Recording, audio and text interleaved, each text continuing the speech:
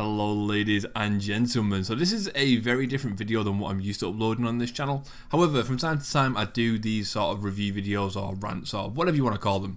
However, this is more of a thing that people seem to have missed completely with the Twisted Leagues. Now the Twisted Leagues looks amazing and I am going to be doing a series on it very soon. However, one thing I want to clear up first before we get into anything is Jagex have always said that they never wanted to release rares into old school RuneScape. So by rares I mean like the old party hats and things like that.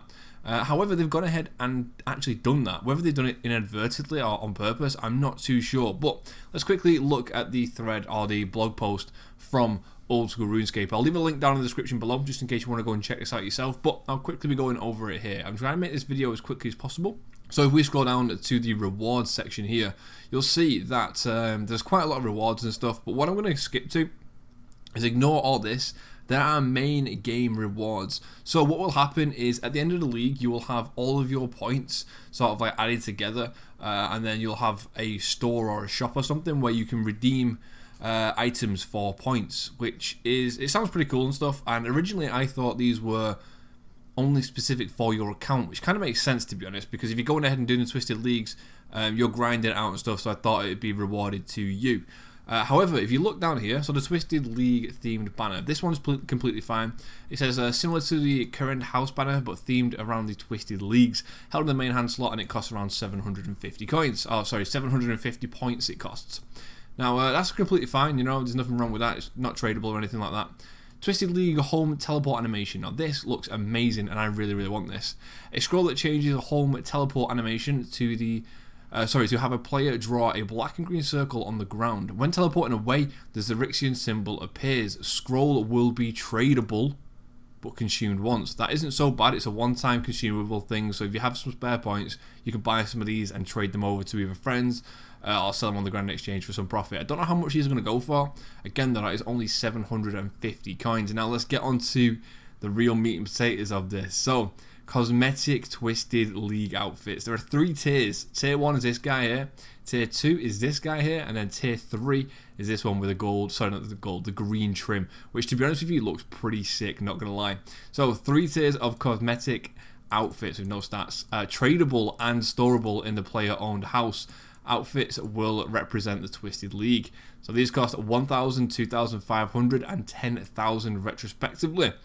So with that, that is actually a tradable item that we're never going to be able to get again on old school RuneScape, because they have stated that every single Twisted League or every league that comes out from now on is going to be vastly different from the previous one. So that to me says this is a one-time opportunity to get this outfit.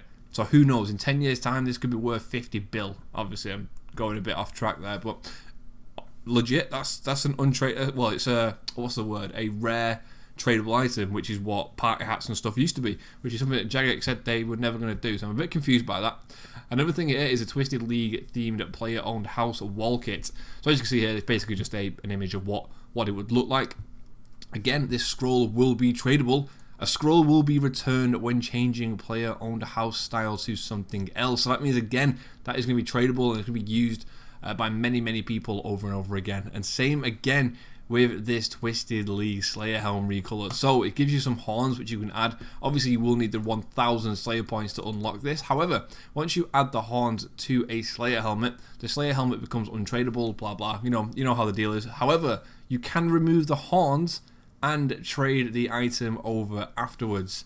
So I'm not too sure like how people feel about that. It's weird that I don't mind them being in the game, but the fact that they're tradable and they've clearly stated in the past that they were never going to do something like that, or they weren't fans of doing it, just seems a bit strange to me. But hey, this is Jagex we're talking about. Anyway, I actually kind of like this idea because it means if you do get some, like, if you grind it out and get loads of points and stuff, you can potentially make a lot of money off doing this. So it's not completely useless, and it is a really fun game mode from what I have seen. Anyway guys, let me know your thoughts and opinions down in the comment section below. Do you think this is a cool thing? Did you know that you could sell these for in-game currency? Actually when you get back onto the main game and stuff. Did you know that had any monetary value to this? Anyway, take care and I'll see you in the next one.